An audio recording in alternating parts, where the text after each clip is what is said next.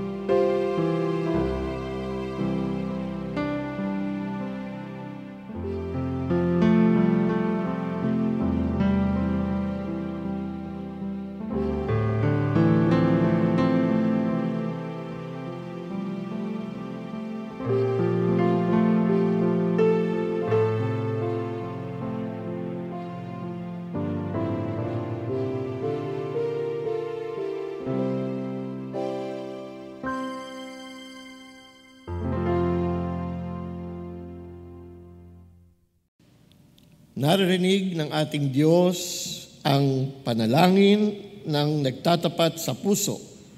Sa ating pagtatapat sa Kanya, iisa lamang ang katiyakan. Dininig ng Panginoon ang ating mga panalangin at dasal at Kanyang ipinagkaloob ang kapatawaran sa ating mga kasalanan. Sa diwang ito, tinawang madama ang kapayapaang kaloob ng Diyos.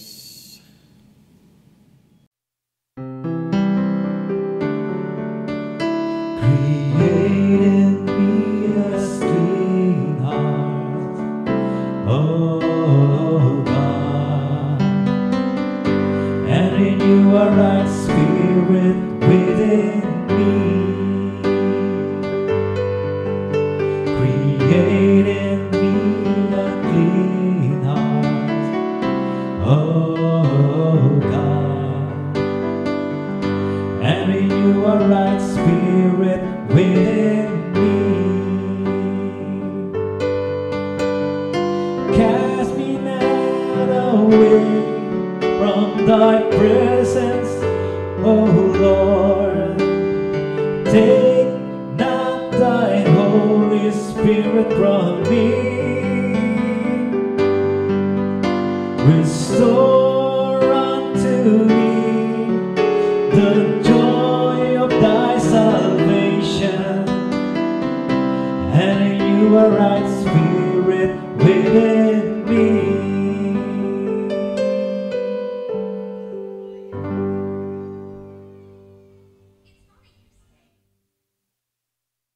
Tawag sa pagsamba. Awitan ng Panginoon, purihin ang kanyang ngalan. Maghanda ng isang landas upang kanyang maraanan.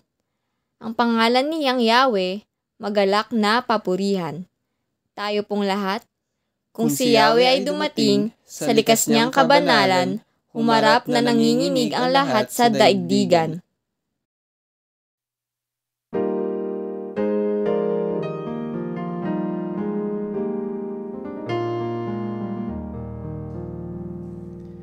Si Kristo ang Haring tunay ng lahat ng lahit bayan.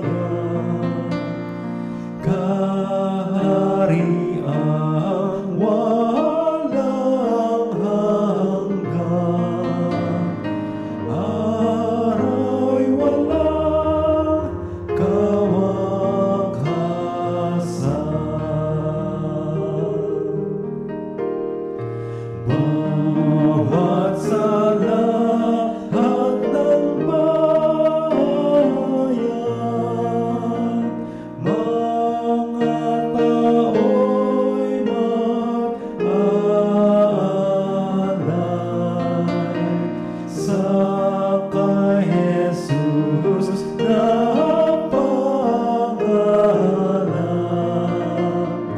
ng dalangin araw-araw.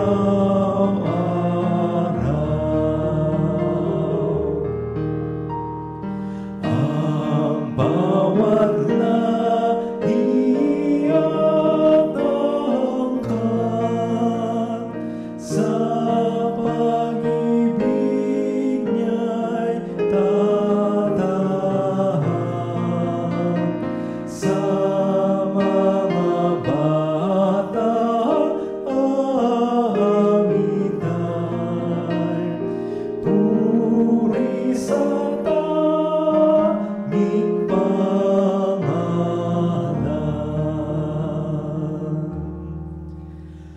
Bawat tao'y maghandog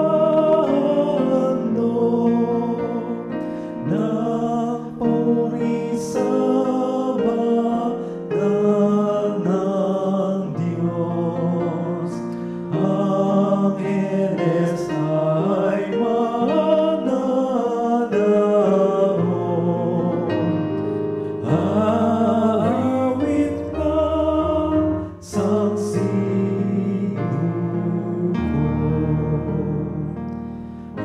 Amen.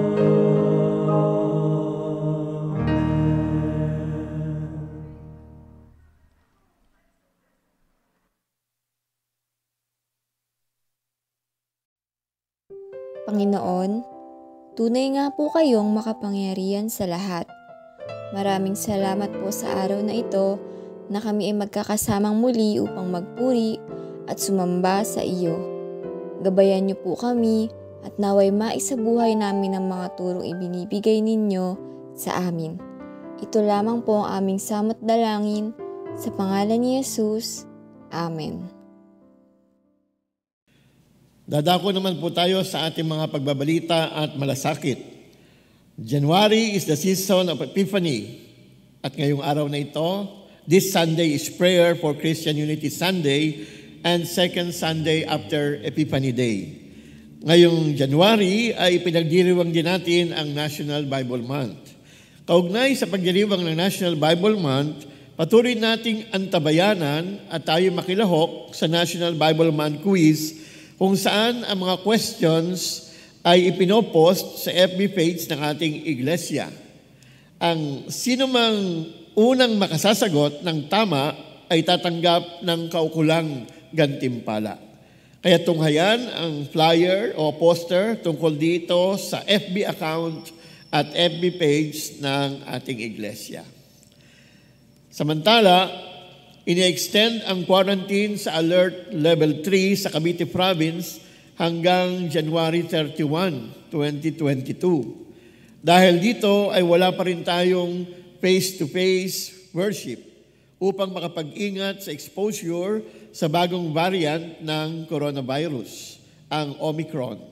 Samantala, huwag sayangin ang pagkakataon na makapagpabakuna at magpa-booster shot kung hindi pa kayo nakatutugon.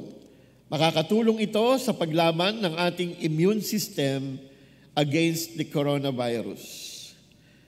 Mananatili muna tayo sa live streaming sa ating FB page at UCCP Anabu Evangelical Church at sa YouTube channel at UCCP Anabu. Mag-ingat tayo at sumunod sa health protocols. Stay safe and share the faith. I-encourage natin ang ating mga anak na mga bata at ang ating mga anak na kabataan na maki-join sa Sunday School Zoom classes starting at 9 a.m. every Sunday. Tulungan natin silang ma-fill out ang registration via Google Form na pwede nating ma-access sa FB page ng ating iglesia. If you have prayer concerns and important announcements, pwedeng i-post ang mga ito sa FB page at UCCP Anabo Evangelical Church at sa mga available na group chats. Maaari rin itong itawag at i-private message sa ating mga manggagawa. Hindi tayo nagsasawang ipaalala ang pagbibigay ng tapat ng ating mga ikapu, mga pangako at mga handog. Sa mga hindi pa makapanambahan ay pwede ninyong ipakuha sa sinumang representative ng Board of Deacons ang mga nabanggit at maaari namang mag-bank transfer o mag-e-banking through the PS Bank Savings Account ng UCCP Anabo Evangelical Church sa account number 2054-00000692 at maaari ding ipadala through GCash account sa bilang 0932-342-1262 para sa inyong mga pagbibigay. Batiin natin at awitan ang mga birthday at wedding anniversary celebrators for the week January 16 to 22, 2022. Today, January 16, ang nagdiriwang ng kanyang kaarawan ay si John Patrick Sig. Let us also greet Eliserio and Lodi Melo, as well as Michael and Cheyenne Timaho on the occasion of their wedding anniversaries.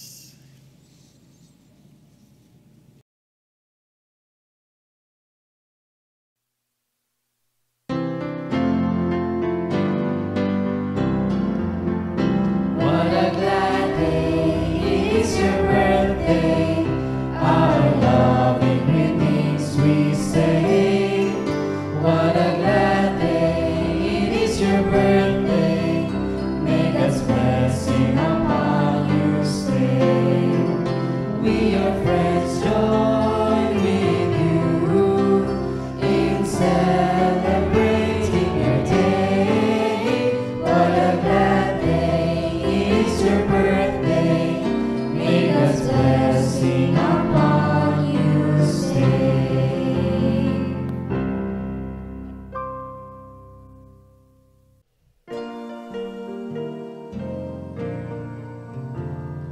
Sweeter as the years go by, sweeter as the years go by, richer, fuller, deeper, Jesus' love is sweeter, sweeter as the years go by.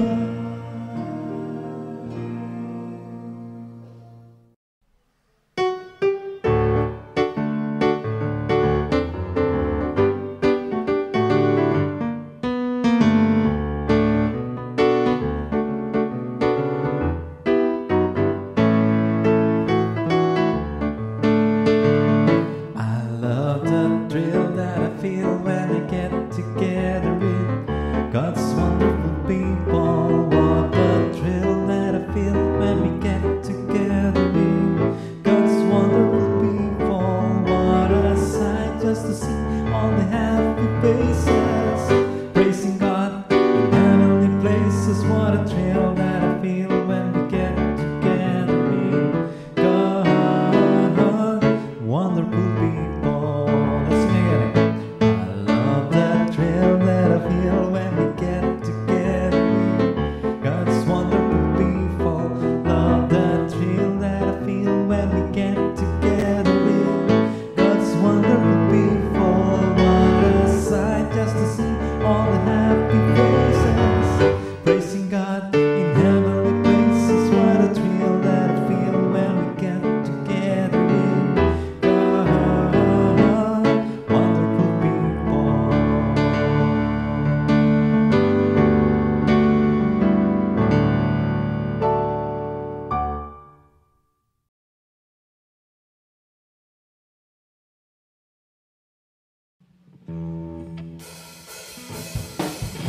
Walang ibang sasambahin, walang ibang mamahalin, walang ibang pupurihin, tanging ikaw, Panginoon. Walang ibang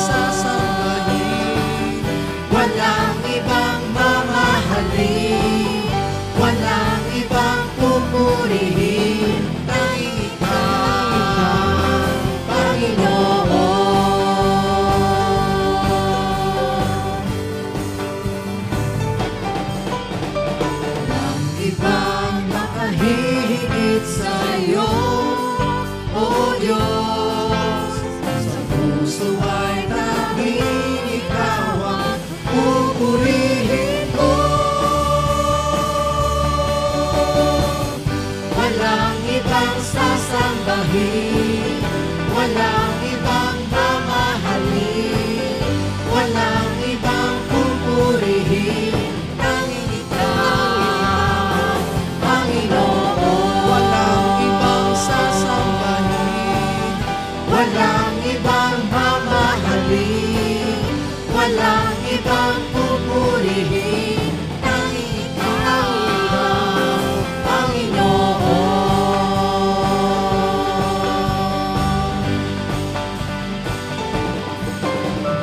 Kami ay susunod sa tawag mo, O Diyos. Sa lahat ng tako'y hahayag ang kabutihan mo. Walang ibang sasambahin, walang ibang mamahalin, walang ibang pupurihin, tanging ikaw, Panginoon. walang ibang sasambahin, Walang ibang mamahalin, walang ibang pupurihin, tanging ikaw ang maawitan, walang ibang pupurihan, sa puso ko'y nag-iisa lang. Walang ibang sasambahin, walang ibang mamahalin, walang ibang pupurihin, tanging ikaw, Panginoon. walang ibang sasambahin, Walang ibang mamahalin, walang ibang pupurihin, tanging ikaw, Panginoon. tanging ikaw, Tanging ikaw, Panginoon. tanging ikaw, Tanging ikaw,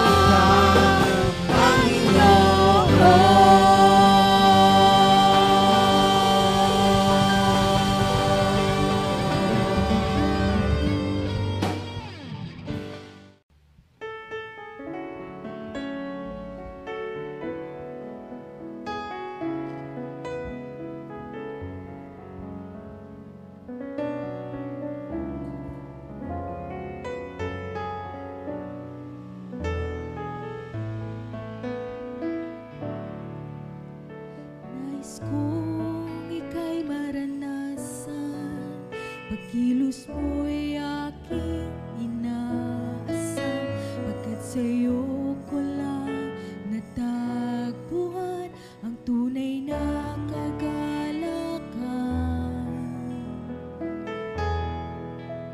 Nais kong ika'y maranasan, tibok ng puso ko'y ikaw lamang, kaya't ngayon, bukas at kailanman, pagsamba ko'y iaalay.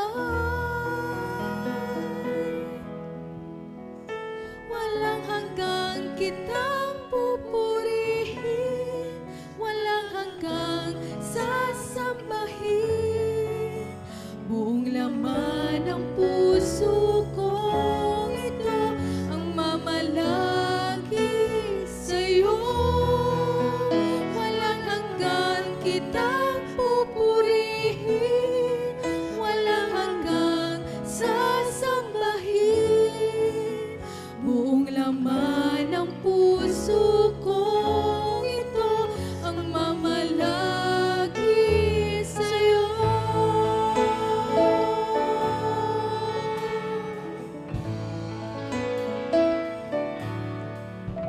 Nais kong ika'y maranasan, pagkilos mo'y aking inaasam, pagkat sa'yo ko lang natagpuan ang tunay na kagalakan.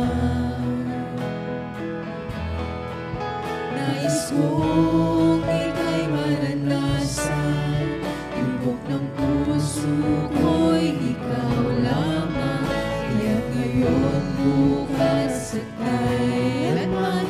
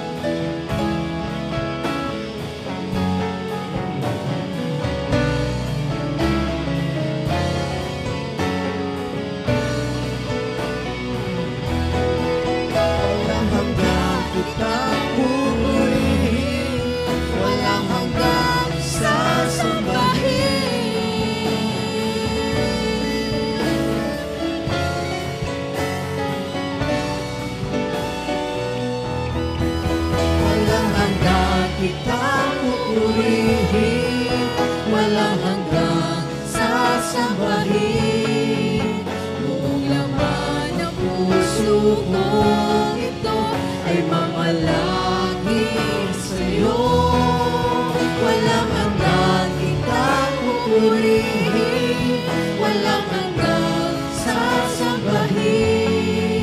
Buong laman ng puso ko ito ay mamalagi sa'yo. Buong laman ng puso ko ito ay mamalagi sa'yo. Buong laman ng puso ko ito ay mamalagi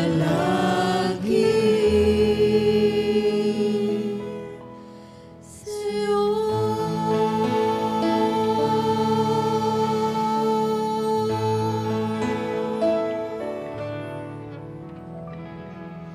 Yes, Panginoon, kami ay patuloy na sasamba at patuloy na magpupuri sa inyo hanggang sa dulo ng aming buhay.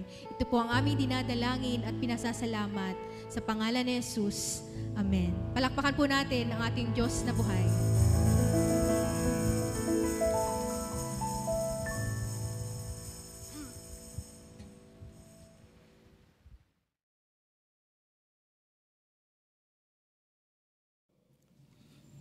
Mga minamahal na kapatid, samahan niyo po ako sa pananalangin. Panatilihin mo ang iyong banal na presensya sa aming kalagitnaan, samantalang iniaalay namin sa iyo ang aming mga panalangin at pasasalamat dahil sa iyong pagtupad sa iyong mga pangako, alang-alang sa amin na iyong mga hinirang. Marami sa mga mamamayan, hindi lamang dito sa aming bansa, kundi maging sa 221 other countries and territories over the world, ang malabis nang naapektuhan ng pandemya ng COVID-19, lalo na nga ngayon na kumakalat ang Omicron variant nito. Marami na rin sa aming mga mahal sa buhay, mga kamag-anak, mga kaibigan, dito man sa aming bansa o sa ibayong dagat, at ang mga kapatiran sa iglesia, ang may mga taglay na symptoms ng COVID-19, bagamat merong mga hindi naman nakapagpapatest kung sila nga ay positive sa coronavirus.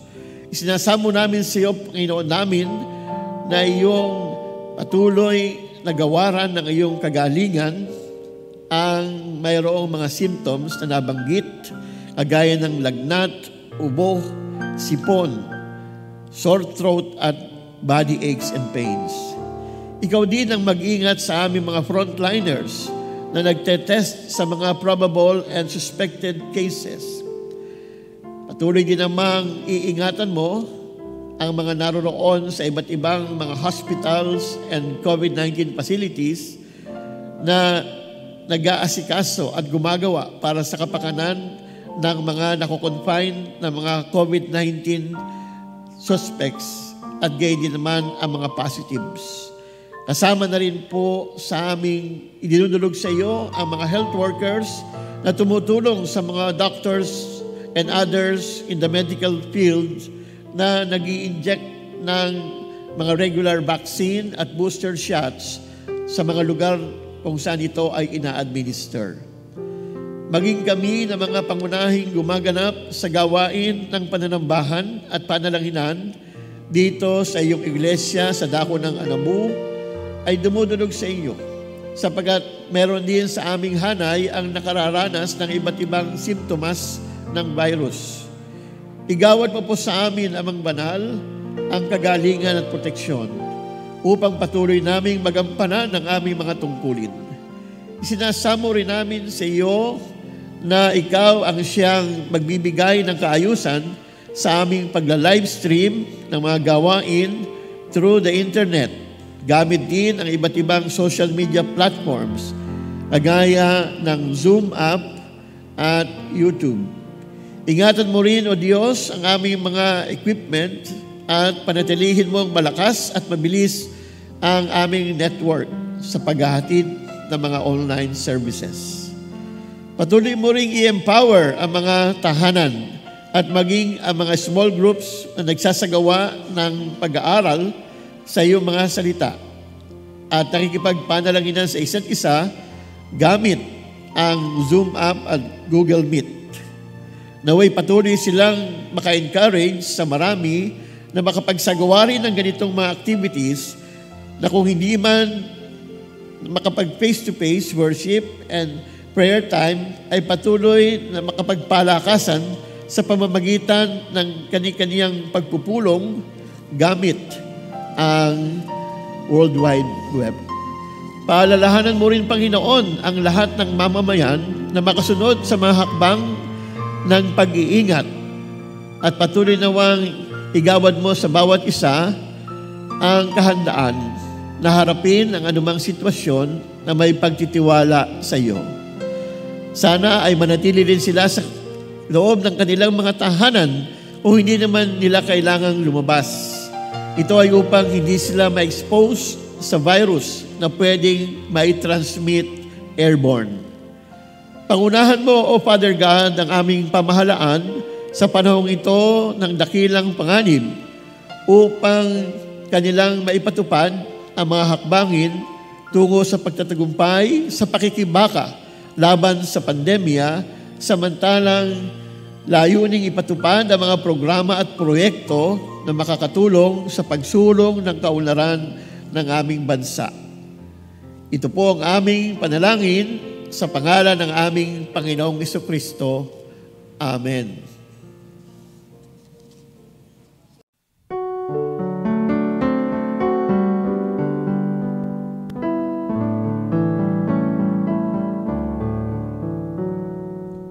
Ang daing namin, O Diyos ay digdig, kapayapaan mo'y nasang tanggapin.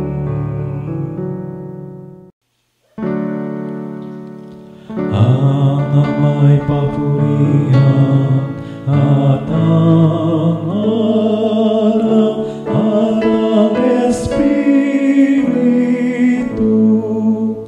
buhat pa sa unang mula, ngayon magpakailanman, walang hanggan.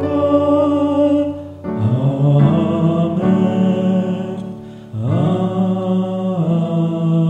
Amen. Tayo pong lahat ay tumayo para sa pagbasa ng banal na kasulatan na matatagpuan sa Juan 2 verse 1 to 11. Ang unang himala ni Jesus. Nang ikatlong araw, may kasalan sa Kana sa Galilea, at naroon ang ina ni Jesus. Si Jesus at ang kanyang mga alagad ay inanyayahan din sa kasalan. Naubos ang alak, kaya't sinabi ng ina ni Jesus sa kanya, "Anak, wala na silang alak." Sinabi ni Jesus, "Ipaubaya na lang po ninyo ito sa akin, ginang. Hindi pa ito ang aking tamang oras." Sinabi ng kanyang ina sa mga naglilingkod, "Gawin ninyo ang anumang sabihin niya sa inyo." May 6 na banga doon.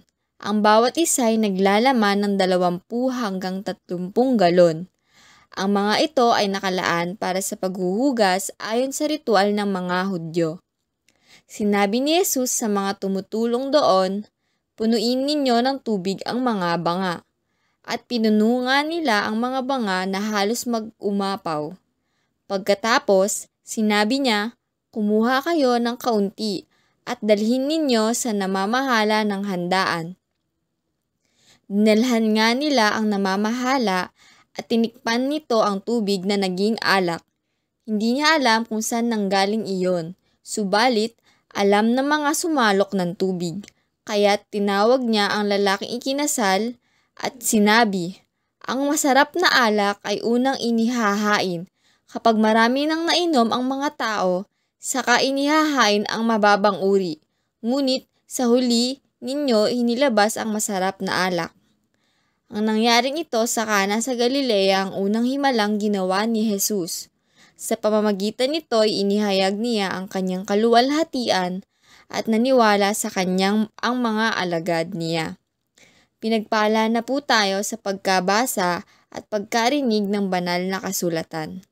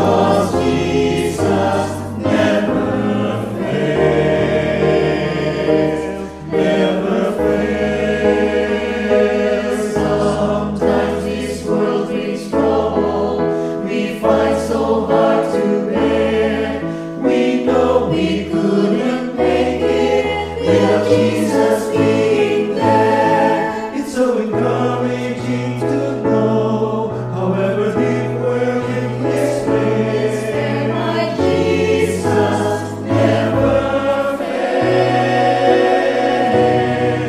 So what can I do to prove to you? How can you deny? No one told facts, no mysteries. It's so black and bright. On the witnesses of your life, I am the first to testify that Jesus never fails.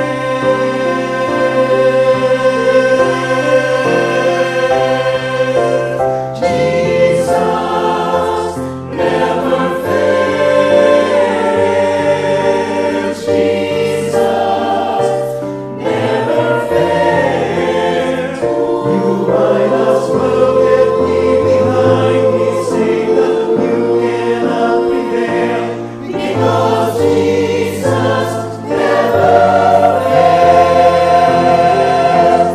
Never fails. Jesus never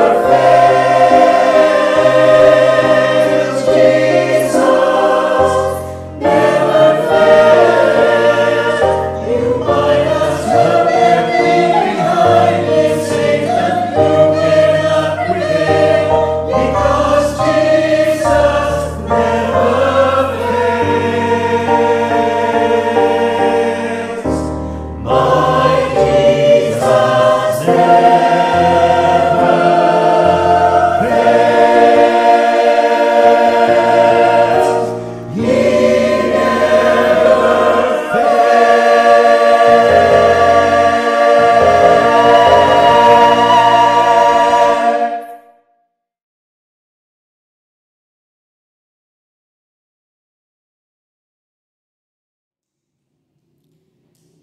Ang batayang mga talata na ating pagbubulayan sa umagang ito ay tungkol sa kauna-unahang himala na ginawa ng ating Panginoong Jesucristo, at ito ay naitala dito lamang sa Ebanghelyo ni Juan.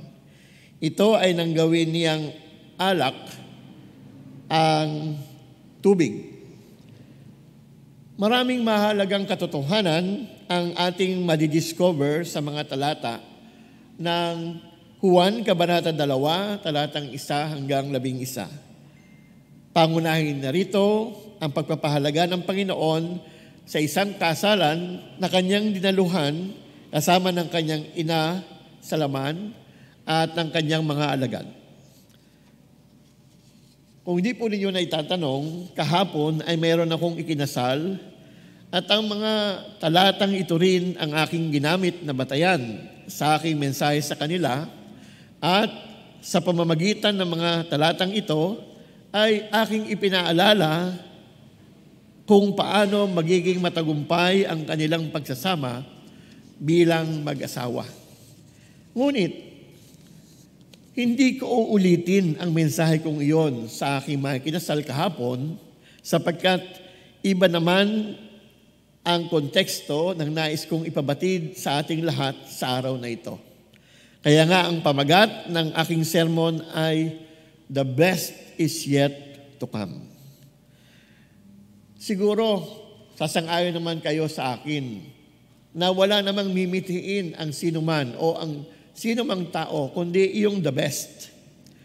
Best education, best career or profession, best food, best spouse, best friend, at iba pang mga magagandang bagay o yung mga dekalidad na bagay.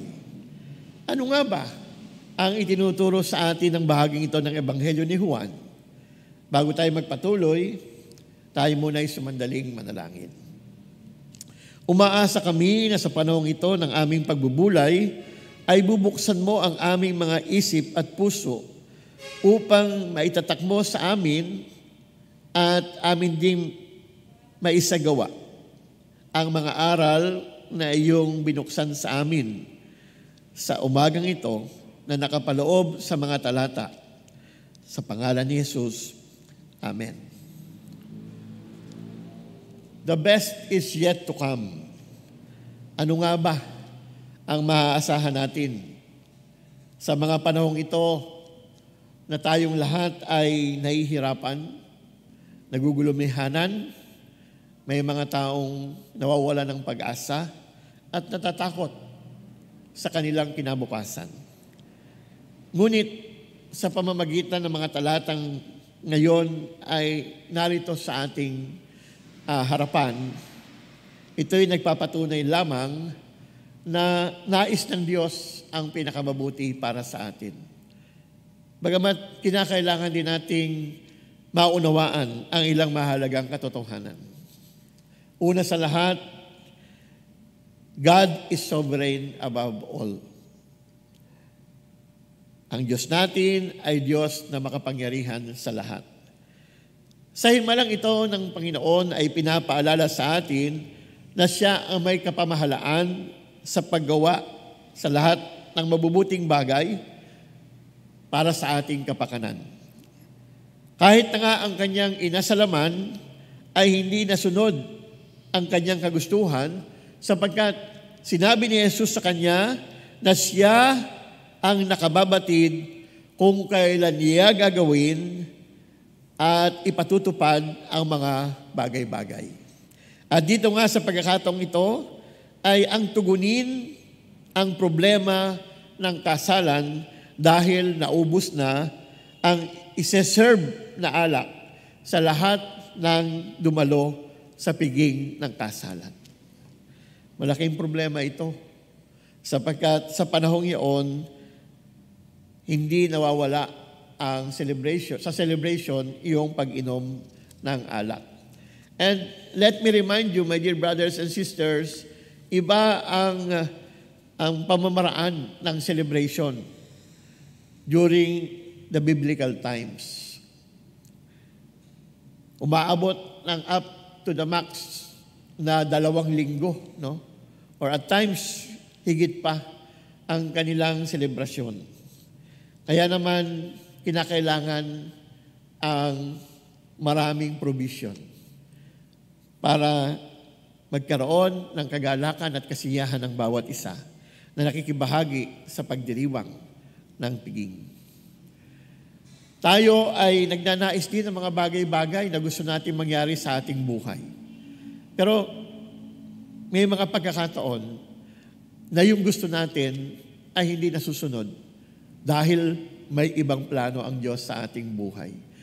Dahil siya ang Diyos na makapangyarihan, magtiwala tayo at manghawakan na mayroon siyang gagawin na higit na mahalaga kaysa doon sa mga kaparaanan na nais nating mangyari at maganap sa ating buhay. Pangalawa, dapat patuloy nating alalahanin na ang tao ay makasalanan. Ang tao nga ay nagkasala at hindi nakaabot sa kaluwalhatian ng Diyos. Bakit ko po iniuugnay dito sa ating sermon ang katotohanan ito? Ang namamahala sa piging ay nababahala dahil sa pagkawala ng alak na isa-serve. Ngunit naroon si Jesus. Naroon si Jesus upang utusan niya yung catering staff. No.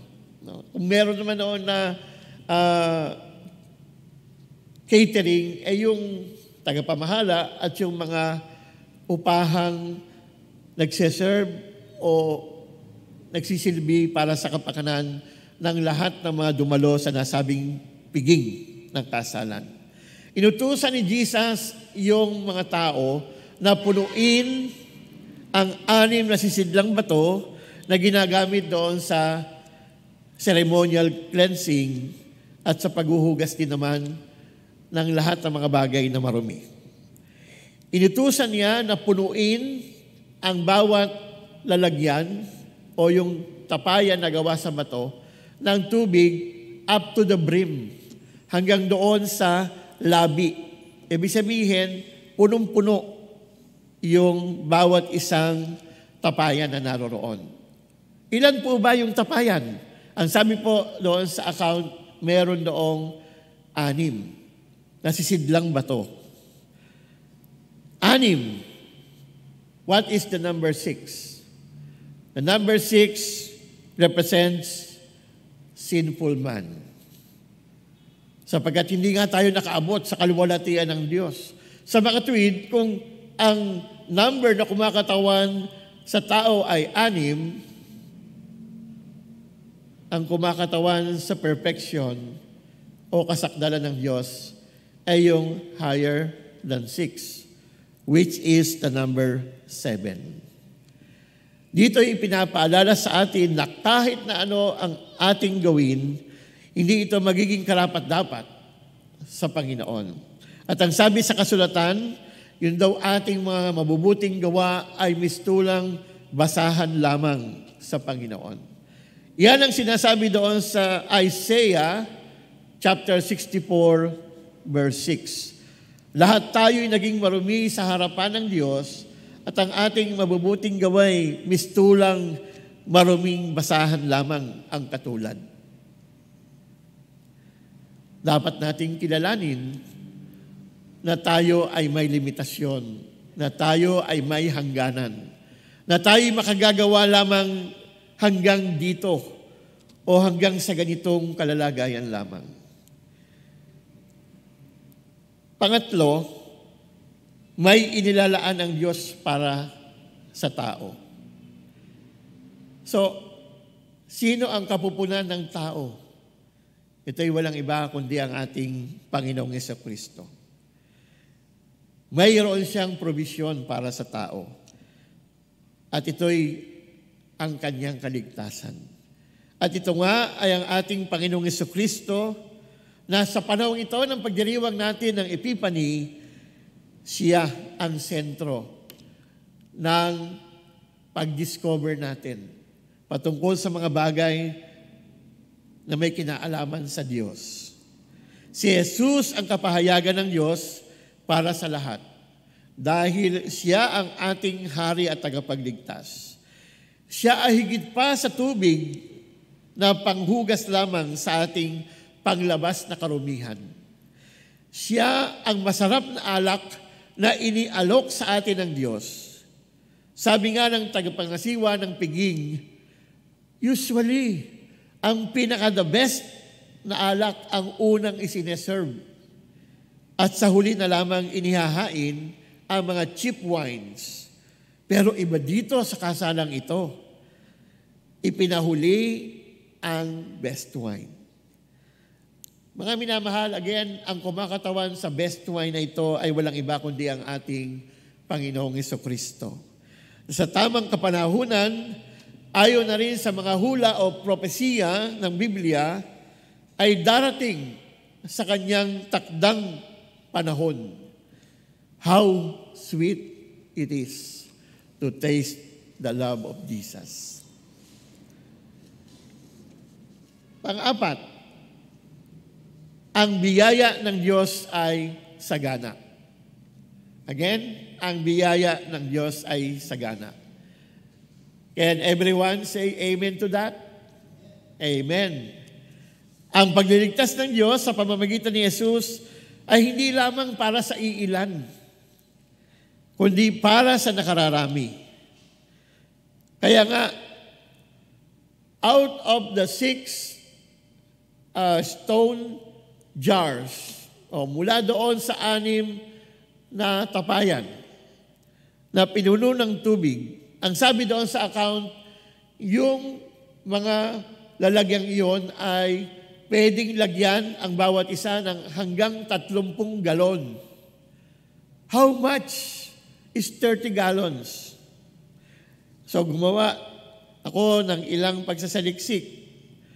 Yung 6 na lalagyan, kung meron siyang laman na tigta 30 gallons, ang kabuuan nito ay 180 gallons of best wine that anybody can have or anybody can drink. O kung ito ay tutumbasan mo, kukwentahin mo kung ilang basong purong alak ang pwedeng inumin ng iinom, aabot sa 2,338 na primera klaseng purong alak, 2,338 na baso, no, ng primera klaseng alak ang maiseserve nito. Well, maaaring sabihin ng mag-o-observe, sobra naman yan. Sobra naman yung mga alak na yan para inumin ng mga taong naririto. No? Kalabisan na yan. Sapagat iisipin nila, mauwi sa kalasingan. Kapag nainom. Ngunit, ito nga ay dahilan sa ang Diyos natin ay very generous. Siya ay isang Diyos na sagana sa kanyang pagbibigay. Hindi siya nagwi-withhold para sa kapakanan ng bawat isang nangangailangang tumanggap.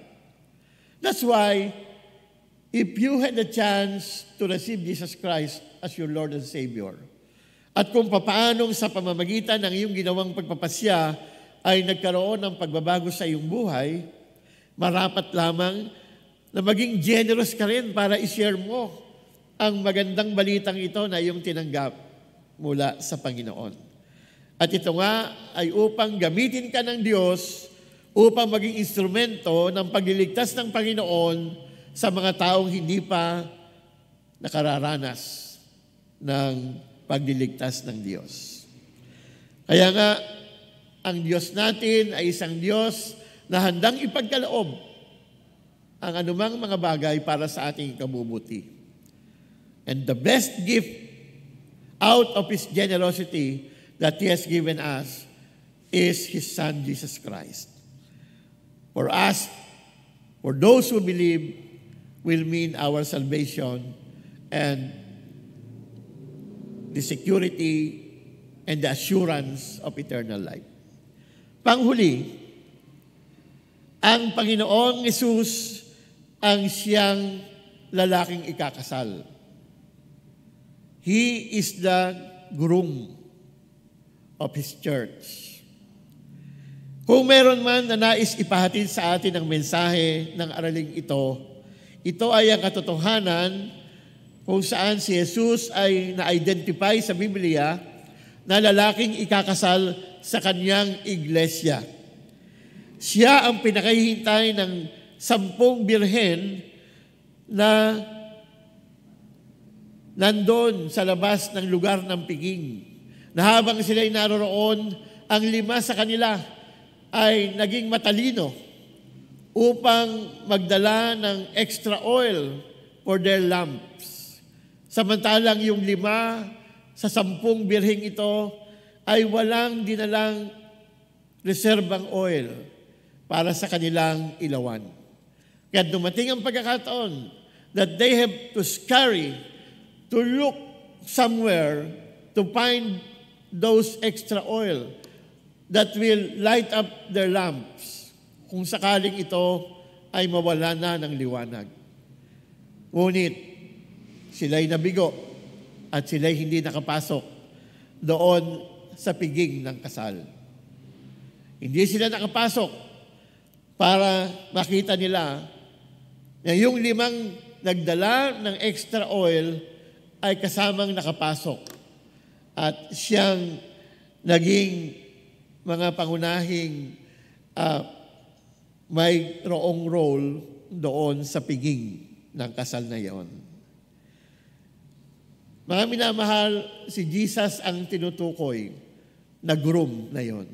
Sa ating kwento, sa isang kasalan, kung meron naman doong isang groom, meron doon isang lalaking ikakasal, higit na dapat nating bigyan ng pansin na ang Panginoong Jesucristo ang siyang lalaking ikakasal o simbolo na siyang magiging tagapanguna ng isang sambahayan.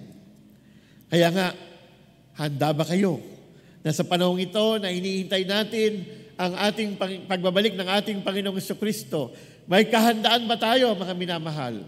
O ano man ang ating mga ginagawa, o ano man ang ating nababatid na pinakamagandang maaring mangyari sa ating buhay, ay ito'y tayo gumagawa na mayroong kasabi kang iniintay ang ating tagapagligtas sapagat siya ang magdudulot sa atin at siya ang magpapasakdal sa ating pananampalataya.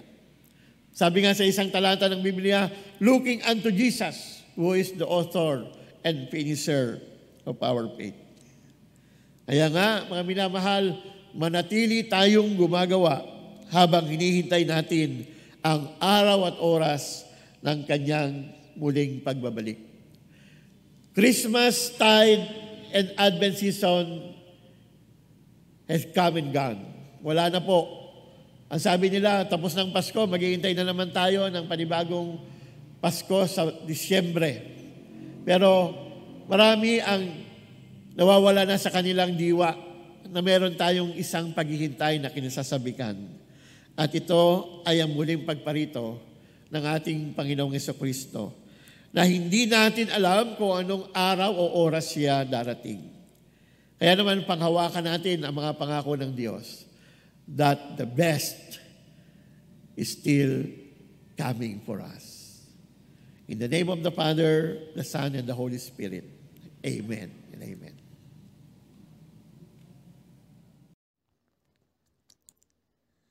Tawag sa pagkakaloob. Kilalanin natin kung gaano kabuti ang Diyos sa pamamagitan ng pagtitiwala natin sa Kanya.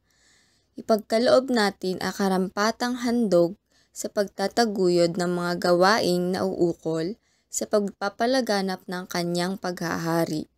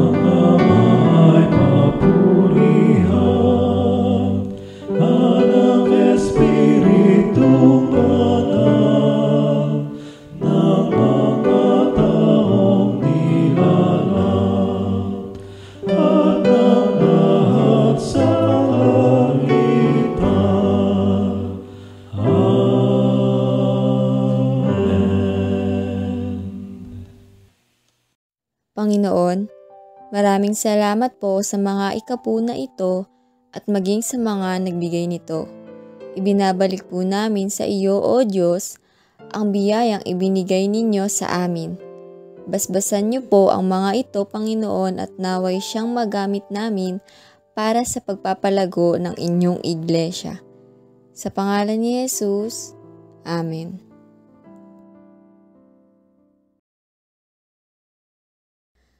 Pagpapahayag ng pananampalataya. Sumasampalataya tayo ng iglesia ay isang katawan ni Kristo ang pamayanan ng mga taong ipinagkasundo sa Diyos sa pamamagitan ni Kristo Jesus at pinagkatiwalaan ng ministeryo ng Diyos. Sumasampalataya tayo na ang banal na kasulatan ay matapat at kinasihang saksi ng Diyos sa kanyang pagpapakilala sa pamamagitan ni Kristo Jesus at sa kasaysayan upang magbigay liwanag, gumabay, magtuwid at magturo sa mga mananampalataya sa kanilang pananampalataya at pagsaksi.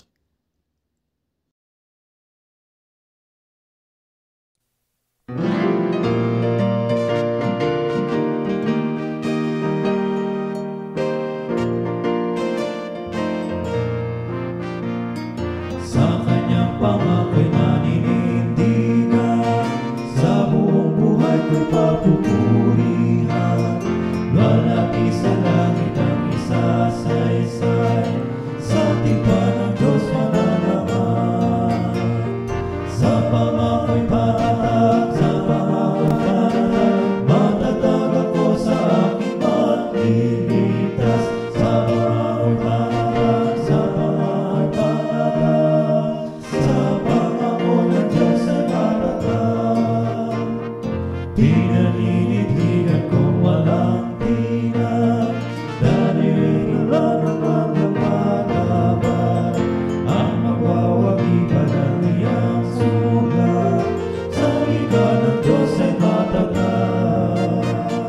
Sa pangako'y panatag, sa pangako'y panatag, matatag ako sa aking matitiglas. Sa pangako'y panatag, sa pangako'y panatag, sa pangako ng Diyos ay panatag. Pinaninindigan kong mamamasdan ang pag-inis ng aking kasalanan. Kay Jesus ako ay may kalayaan, sa tipan ng Diyos ay matibay. Sa pangako'y panatag, sa pangako'y panatag, matatag ako sa aking maglilitas. Sa pangako'y panatag, sa pangako'y panatag, sa pangako ng Diyos ay matatag. Aking pinaninindigan kay Jesus, nabuhos ako dahil sa pag-ibig. Laging tagumpay sa pakikihamo, matibay ang pangako ng Diyos. Sa pangako'y panatag, sa pangako'y panatag, matatag ako sa aking maglilitas. Sa pangako'y panatag, sa pangako'y panatag, sa pangako ng Diyos ay matatag. Aking pinaninindigan matibay, ang pananatiwala nagsabantay. Si Jesus ay pag-asawang buhay, sa tipan ng Diyos ay matatag. Sa pangako'y panatag, sa pangako'y panatag, matatag ako sa aking maglilitas. Sa pangako'y panatag, sa pangako'y panatag, sa pangako ng Diyos ay matatag.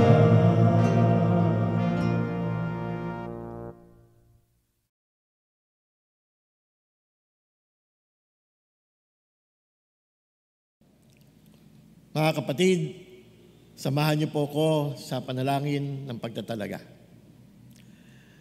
Nagpapasalamat po kami sa iyo na sa linggong ito muli mo kaming pinagtipon, bagamat ito'y sa pamamagitan lamang ng video premiere at ngayon ay idila-livestream ang sambahay upang mapanood at makabahagi ang mga nasa kanilang mga tahanan. Nagalakan po na kahit na nga kami hiwa-hiwalay, pinagkakaisa mo po kami dahil sa aming pananalig kay Kristo Jesus na siyang tunay na kapahayagan ng iyong pagiging Diyos at Panginoon ng aming mga buhay. Nagpapasalamat din po kami sa gabay po ng iyong diwang banal na kahit po sa panahong ito na kami ay mayroong taglay na mga alalahanin. Ang iyong diwang banal ang nagbibigay po sa amin ng kapayapaan at ng kagalakan upang ipagpatuloy po namin ang aming mga paglilingkod sa iyo. Kaya naman kami ay narito upang ipahayag sa iyo na mayroong buong pananabik naming hinihintay ang araw na iyon kung saan tunay na matutupad ng lubusan ang iyong mga pangako. Hindi lamang para sa iglesia, hindi lamang para sa iyong bansang hinirang ang Israel, kundi sa lahat ng mga nanalig at sumampalataya na ang kanilang mga pangalan ay naisulat na sa aklat ng buhay. Salamat din sa mga gantimpalang iyong inihanda para sa aming lahat. Umaasa kami na kahit na nga ipagkaloob sa amin ang mga korona o mga putong na iyon, kagaya ng ginawa ng 12 matatanda sa harapan ng iyong trono sa kalangitan.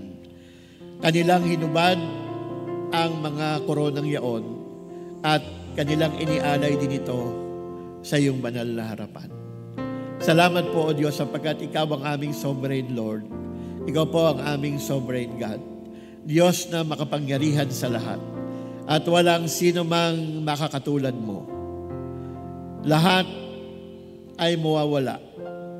Lahat ay papanaw, maging ang mga bagay na material at pisikal. Ngunit mananatili pa rin ang katotohanan ng iyong mga salita. Hanggang sa pinakahuling tuldok at kudlit ng mga ito. Kaya naman kahit ngayon, sa buwang ito na pinagdiriwang namin ang National Bible Month, hindi lamang sana sa buwang ito, hindi lamang nawa sa buwang ito lamang mabigyan namin ng pagkakataon ng aming mga sarili na bigyang pagpapahalaga ang iyong mga salita. Kundi sa bawat araw, sa bawat oras, sa bawat sandali, ng aming buhay ay iyong pinagagamit sa amin. Kami ay gabayan ng iyong mga salitang magdadala sa amin sa tamang landasin ng buhay tungo sa katagumpayan. Dakilang Diyos, kami sa umagang ito ay nagagalak din sapagkat pinagkakaisa mo po kami.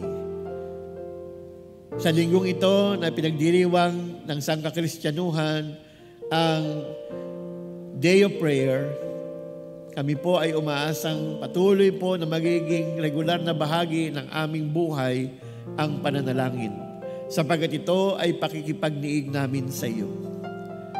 Ama, nagpapasalamat din po kami sa buhay ng aming mga kapatid na ngayon ay nagdiriwang at magdiriwang pa ng kanilang kaarawan at ang mga pinagtaling puso na nagdiriwang at magdiriwang pa rin ng kanilang pag-iisang dibdib. Patuloy mo nawang igawad sa kanila kung ano man ang karapat-dapat na kahilingan na mayroon sila na kanilang iniluluhog sa iyo. Ikaw nawa ang makapangyari sa kanilang mga buhay. Patuloy po namin pinangahawakan na kung nasa sa tao ang pagbabalak, nasa iyo ang pagpapatupad ng lahat ng mabubuting bagay. Igawad mo rin sa aming mga mahal sa buhay, mga kaibigan, kamag-anak at kapatiran sa iglesia, ang lubusang kagalingan mula sa aming mga karamdaman. Tinataguyod mo ang mga nagtitiwala sa iyo. Kaya kami ay umaasa na ikaw din ang patuloy na magbibigay ng panibagong lakas, lalo na doon sa mga lugar ng aming bansa na naapektuhan ng malakas na bagyo kamakailan lamang.